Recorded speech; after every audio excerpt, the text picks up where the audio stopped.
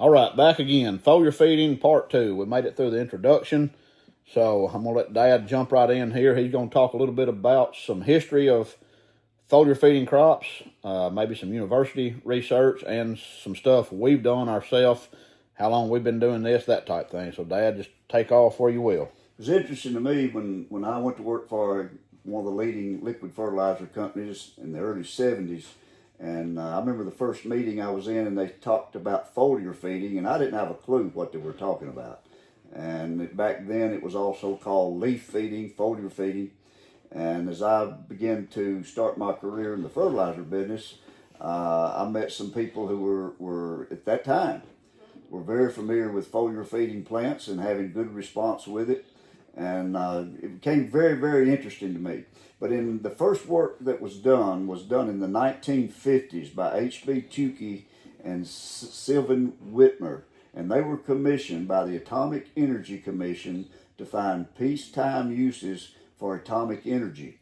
And what they did, they took fertilizer, made it radioactive, and sprayed it on plants. And then they traced how much of that plant food went into that plant.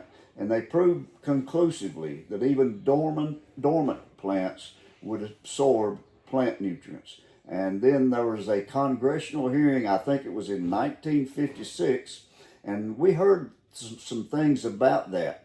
And I was never able to find all the information, but after the good information came on the internet, I obtained a copy of the congressional hearing where H.B. Tukey, Michigan State University, testified at a congressional hearing of the Atomic Energy Commission about the findings that a plant positively could receive nutrients through the leaves. And that was totally opposite of what had been taught for all those years.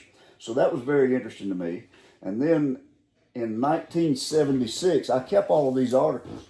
In 1976, Dr. Hanaway, and if you can't see this real well, it says, "Good chance, some scientists say, others question the practicality of foliar feeding with soybeans." And then there was this article that came out, 10 to 20 bushel more soybeans from new treatment. And this was published in the Farm Journal in February of 1976.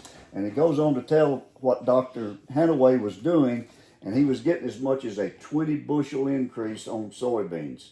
And then it tells in one of these articles, and I was punching around on the computer the other day and by accident come up on the fact that he had applied for a patent on the foliar process with the U.S. Patent Office and was denied that patent.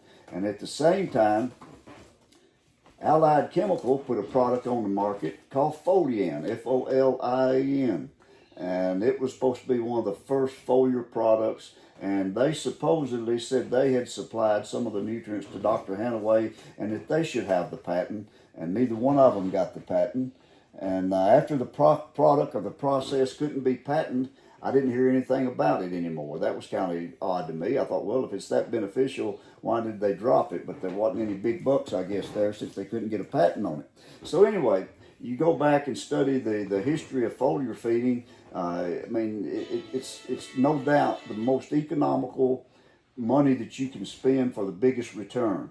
It's a very efficient way to feed a plant. It's the most efficient way that you can feed a plant and get nutrients in and see the response.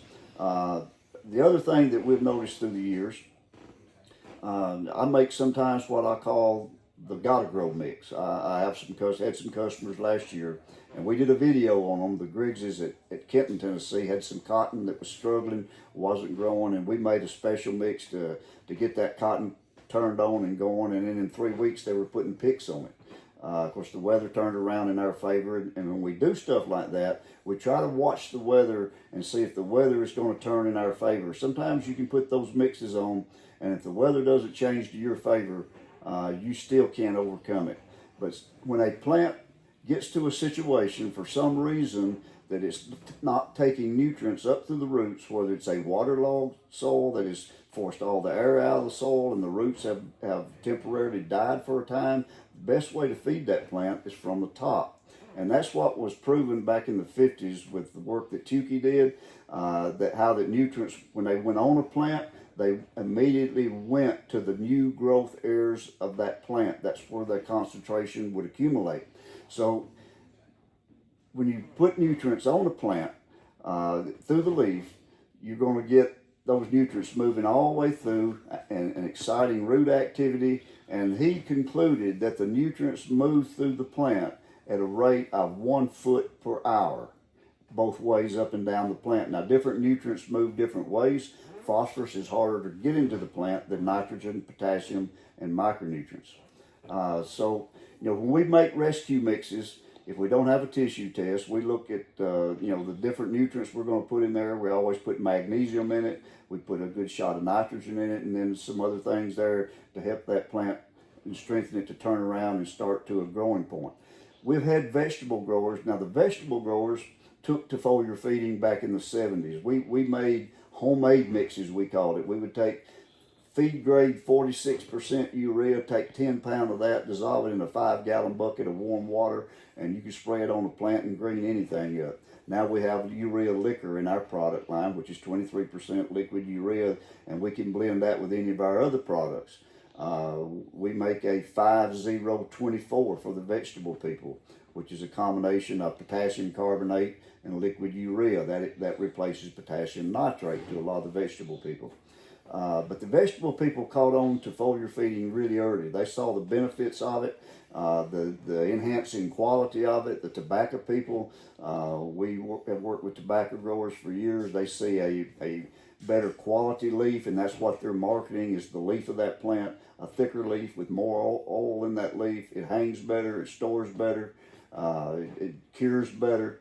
And putting potassium on that plant in that later stage with tomatoes, many people will foliar feed our potassium, our 0030 or 0024 in those latter stages to increase the potassium level in that plant and help balance the nitrogen with it.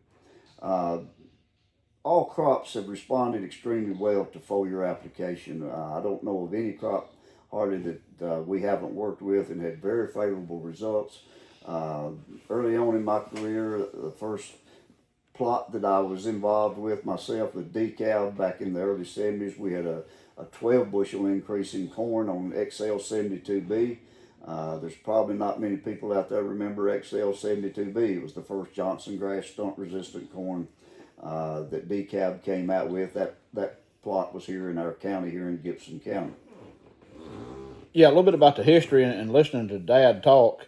Many university researchers show and tissue samples that we have worked with over the years, I think it's fair to say that foliar applied nutrients are typically at least 4 times more effective. Right. They are taken into the plant 4 to 5 times quicker than soil applied fertilizers. And one thing I have learned throughout the years, as Dad said, he's worked with a lot of tomato growers over the years. Anybody that's ever dealt with tomatoes in the garden or on a large scale, you'll see tomatoes develop blossom end rot, where the bottom of the tomato is actually starting to rot out as it begins to set fruit on the plant. That's a calcium deficiency. Right. Some of the old timers will tell you put lime in the hole when you set the tomato plant out, that'll go away. I've even heard a local guy tell one time to drop 3 Rolaids tablets down in the hole when you set the tomato out. But the thing with tomatoes, my point being, it's a calcium deficiency, and you can foliar calcium on that tomato plant and correct that problem typically within 7 to 10 days. But all that to say, calcium in tomatoes, Dad, if I'm right, calcium does not translocate well from the stem to the leaves. Right. So that's the reason you can correct it with a foliar application, and that kind of runs through all types of crops, and it's why foliar feeding is so effective.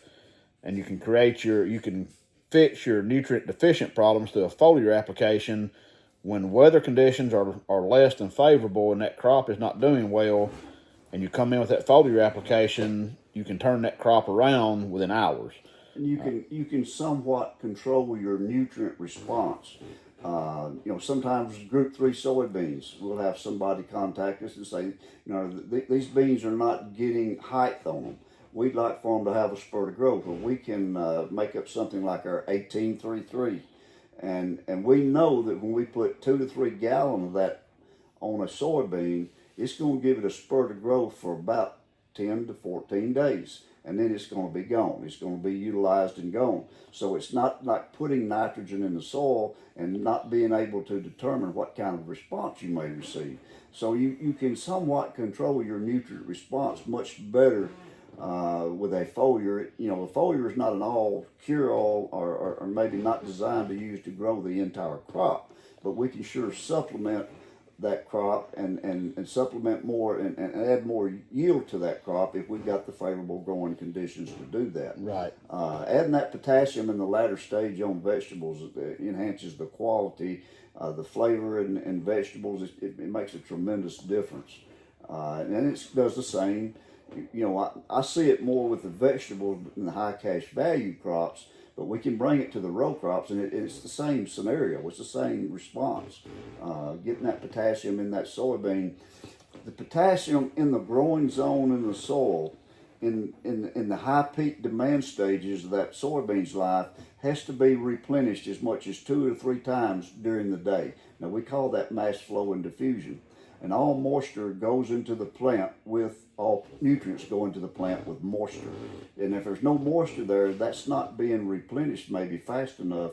And that's just simply what we're doing, feeding the plant from the top. Instead of feeding them all from the roots, we're adding additional nutrients at a critical stage of growth. That's all we're doing. And it's a very efficient way to do it. A little bit about history and our experience. We're going to cut this video off and start again. Dad, we're going to let you talk all you want to, but we want to break it up in 2 or 3 videos. We're no YouTube professionals, so y'all bear with us.